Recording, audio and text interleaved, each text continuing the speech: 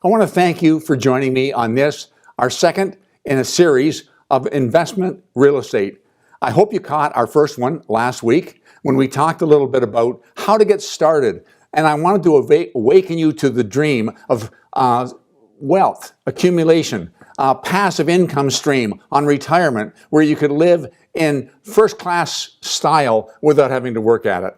And this is the second series. I want to talk about net worth. We introduced it last week, and I want to talk to you specifically about it. If you recall, net worth, if you took everything that you owned and calculated out the current market value and added the total up, and then you took everything that you owe, all the debts, and added that up, and you subtracted the debts from the asset value, the difference would be your net worth.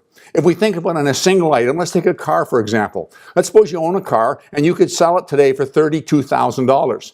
But let's suppose you had a car loan of $20,000. So if you sold the car, you'd pay off the loan, you'd end up with $12,000. That's your equity in the car.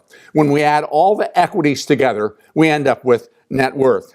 Let me give you a sample worksheet. And I should say that at the end of this video, there's going to be a worksheet that you can download. Please do so. Download a number of them or copy a number of them and use them as worksheets moving forward. But let me show you quickly just a sample example of a fictitious person working out their net worth.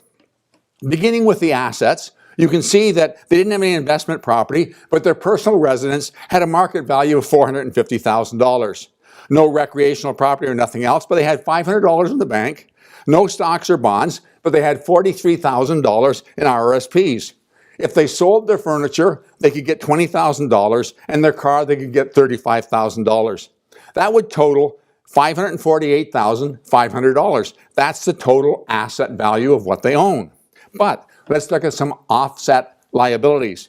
The house has a mortgage on it of $309,300, so that would have to be paid off. Nothing, of course, recreational property or other.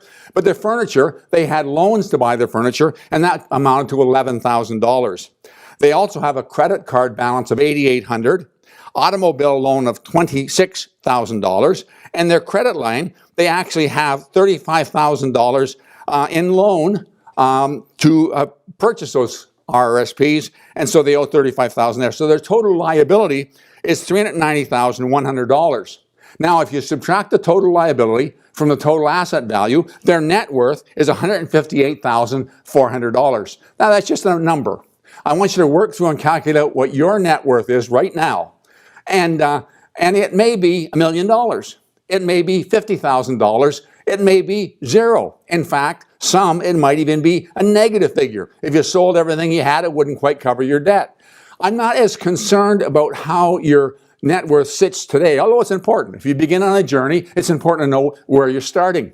But it isn't so much where you are now, it's where you're headed. And let me illustrate that with two different people, one being Mr. Smith and one being Mr. Jones. Let's suppose that both Mr. Smith and Mr. Jones calculated out their net worth. And we found out that Mr. Smith's net worth is $250,000. At the same time, Mr. Jones calculated his net worth, and his net worth is nothing. Well, we tend to envy Mr. Smith, and we tend to feel sorry for Mr. Jones. But that's only half the story. To find out the true story, we need to go back 1 year and see what their net worth was a year ago.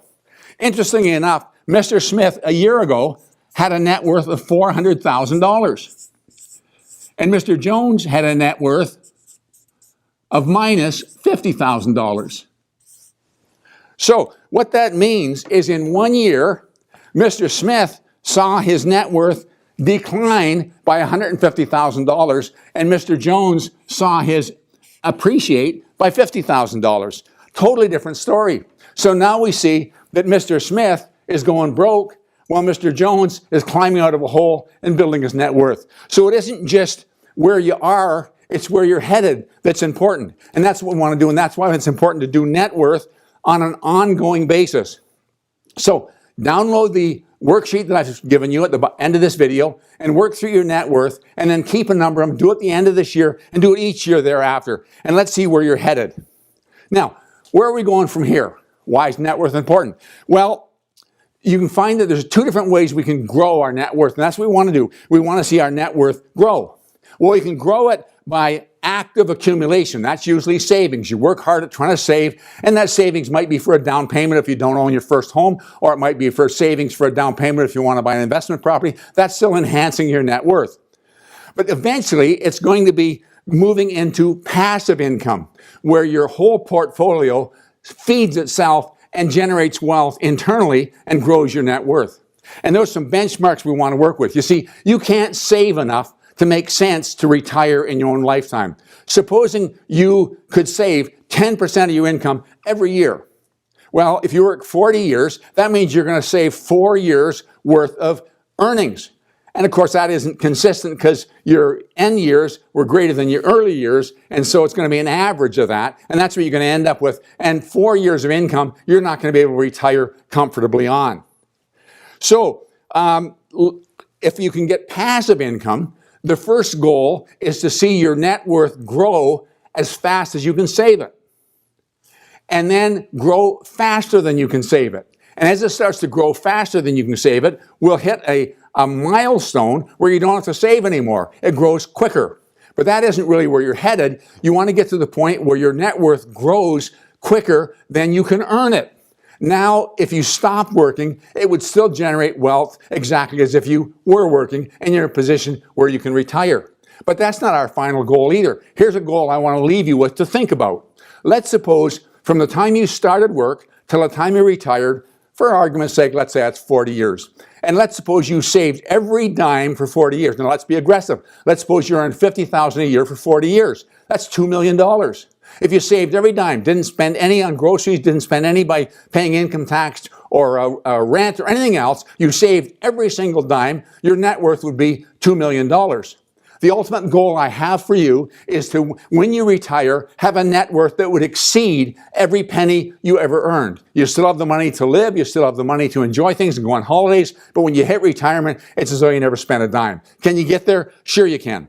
I want to show you exactly why it works. I want to show you mathematically how it works. I want to show specifically how it evolves and how it grows.